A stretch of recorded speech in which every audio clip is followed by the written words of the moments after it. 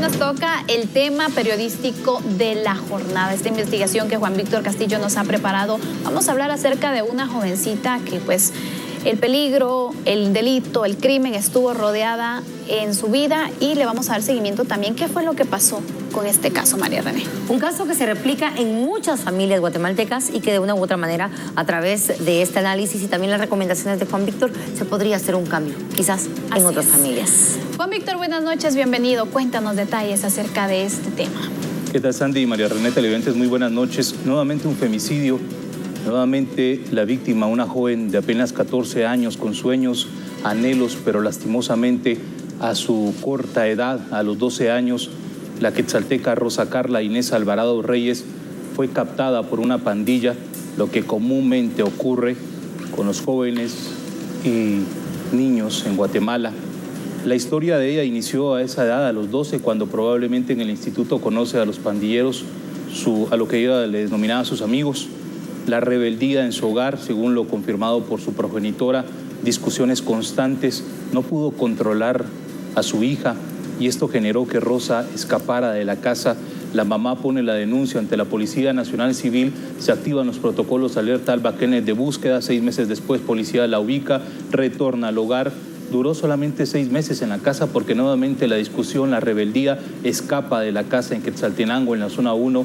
La policía la vuelve a localizar en el Parque Central de Xela bajo algún tipo de droga.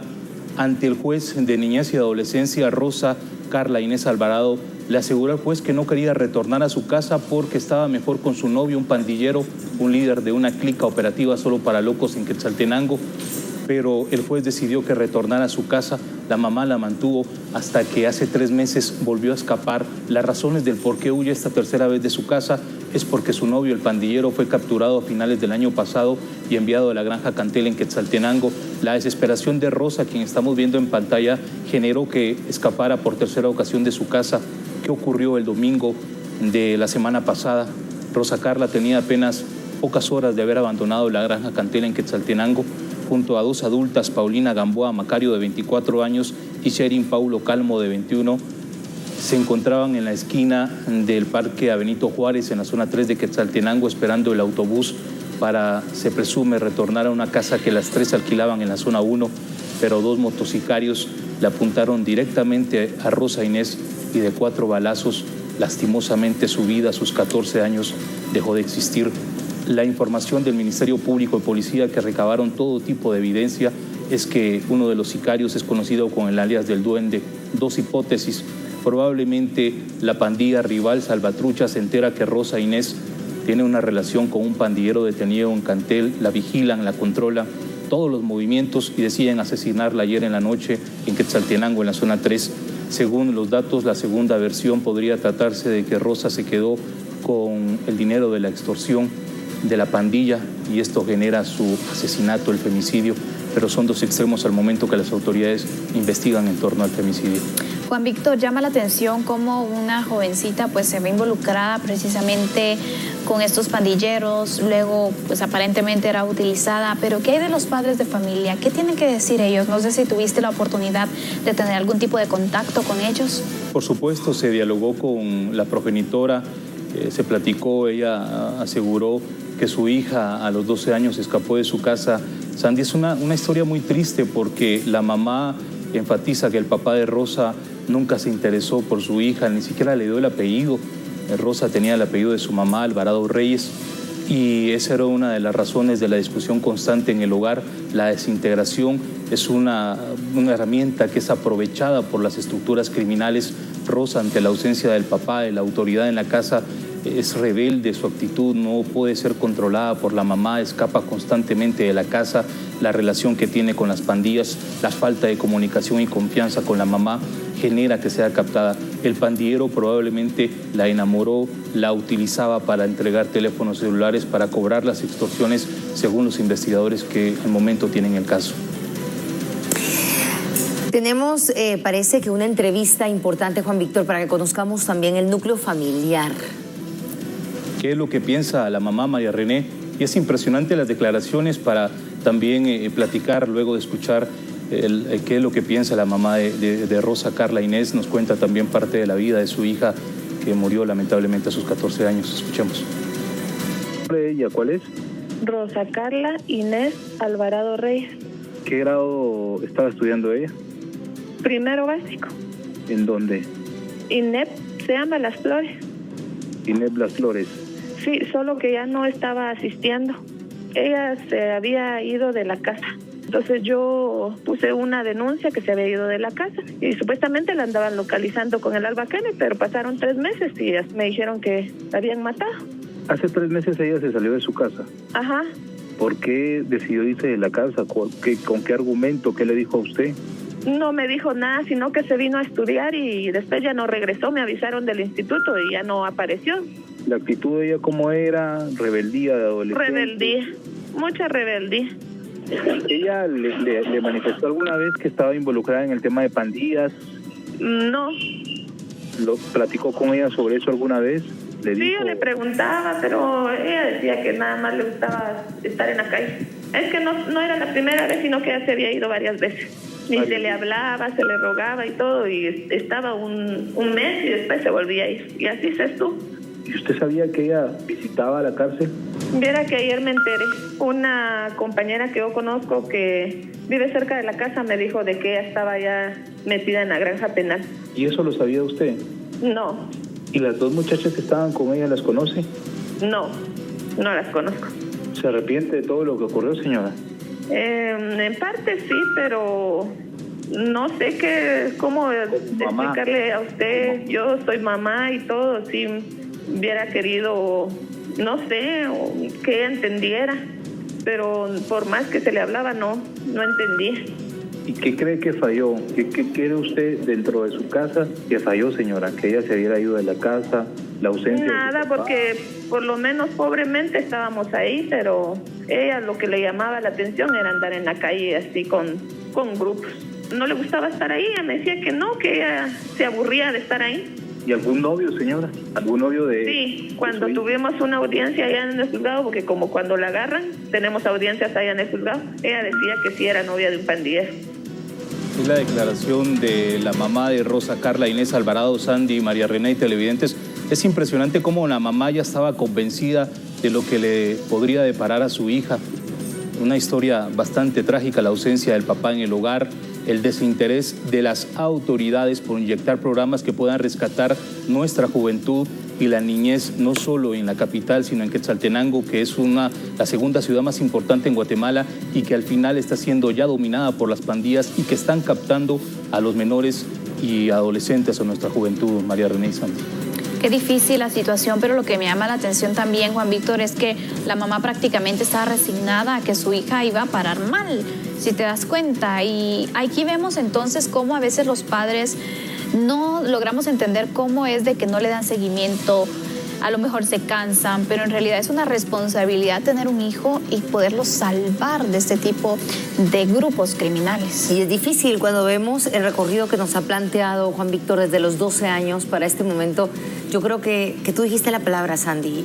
Los padres también se cansan cuando las autoridades ya no pueden retenerlos, cuando ellos mismos ya no pueden retenerlos.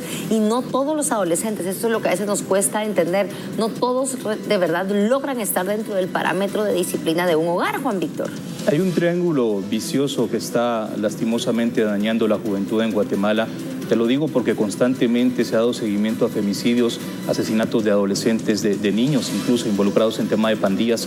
El primer problema en ese triángulo es en el hogar, es la ausencia, un hogar desintegrado, la falta del papá, de la autoridad.